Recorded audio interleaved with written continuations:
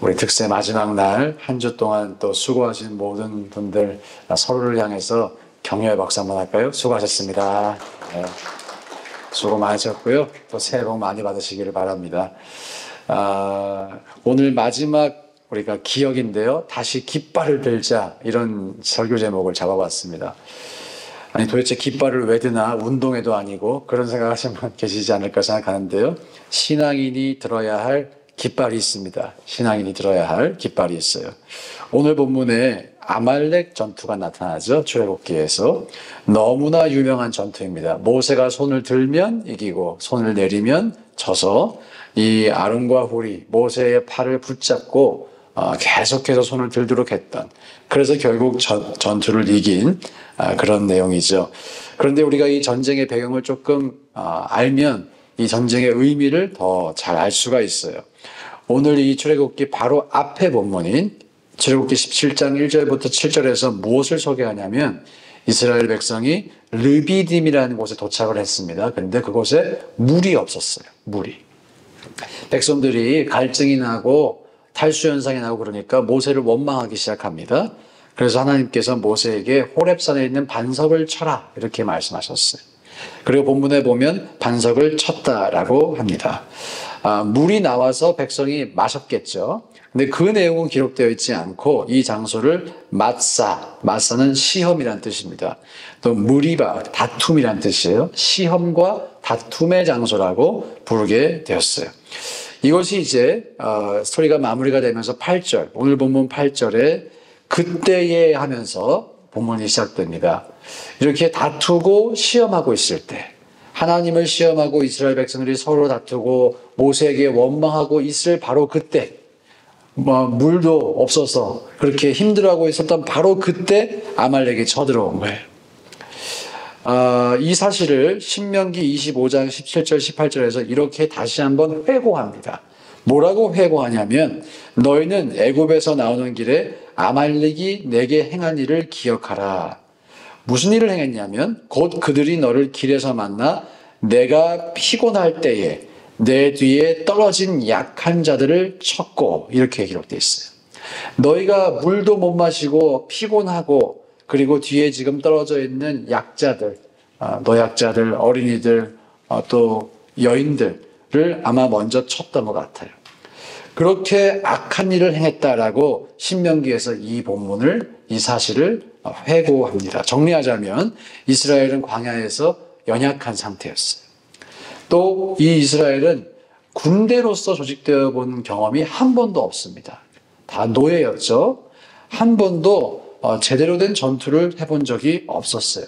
그리고 방금 전에 물이 없어서 기진맥진, 탈진해 있는 상태였고, 내부적으로 단합을 해도 모자란 판에 균열이 있었습니다. 반면에 아말렉 사람들은 유목민족이었고요. 기동성이 뛰어났고 전투에 능했습니다.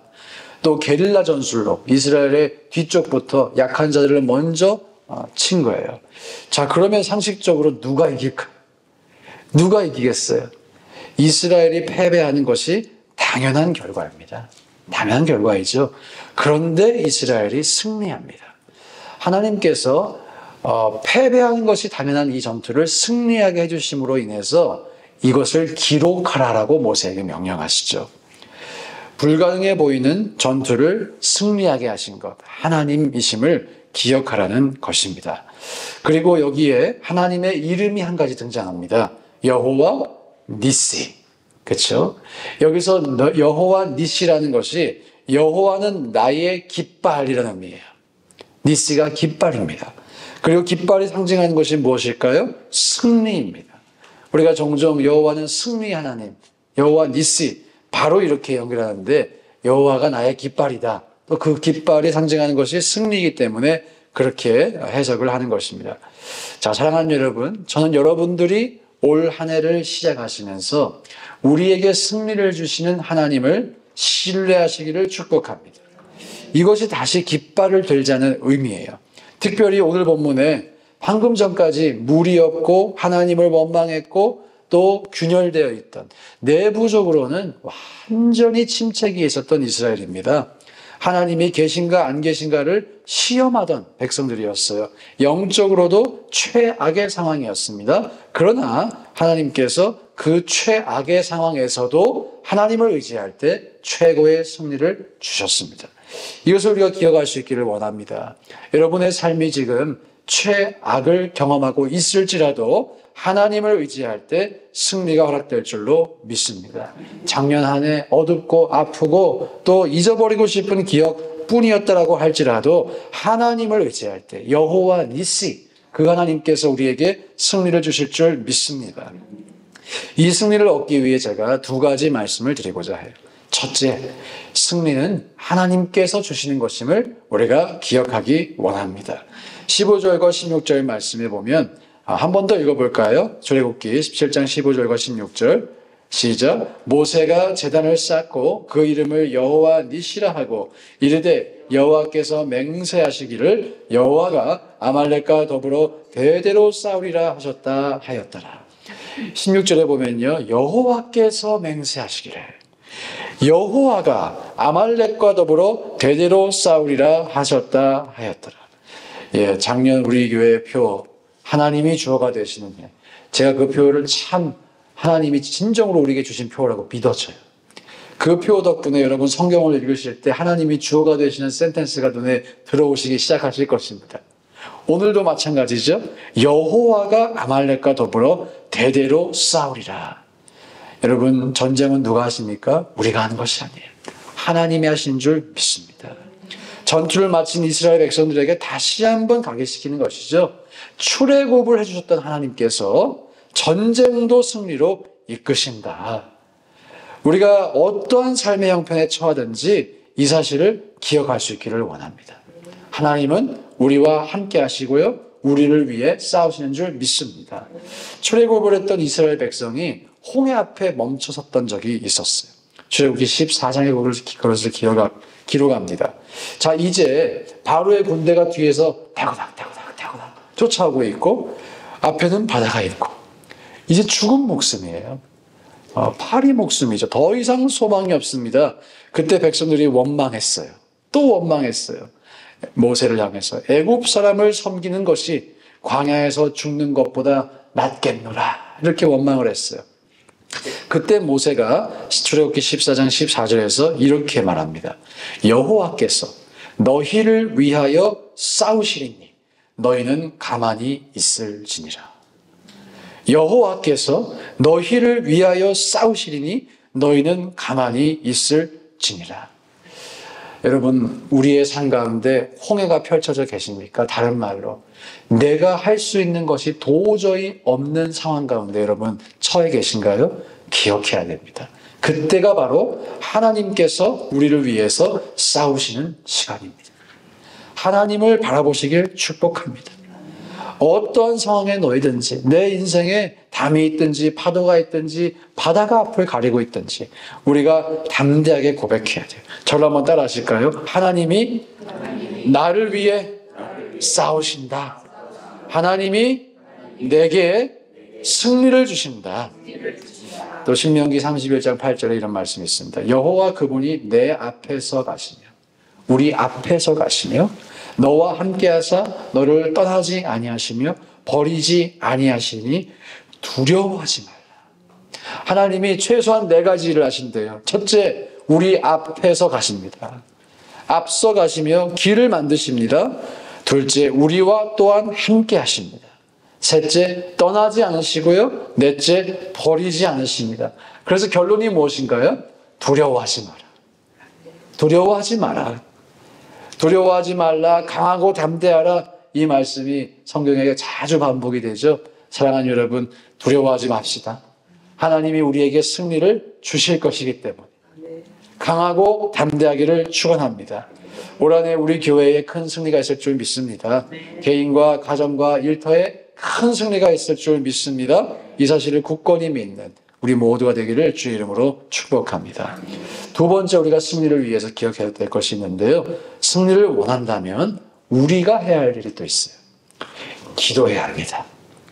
오늘 여호와 니시라고 고백하는 모세가 했던 일이 있었어요. 기도입니다. 기도. 두 손을 높이 들고 하나님께 기도하였어요. 이 아말렉 전투가 우리에게 보여주는 것, 첫 번째 메시지는 하나님은 불가능도 가능케 하신다라면, 두 번째 메시지는 그 불가능이 가능하게 되기 위해 우리가 기도해야 한다는 것입니다. 기도해야 돼요. 우리가 두 번째로 읽었던 오늘 에스겔서 본문에 이런 말씀이 있습니다. 하나님께서 회복을 하실 것이다 라는 약속을 주세요. 이 황폐한 땅을 에덴 동산같이 다시 만드실 것이라고 약속하세요.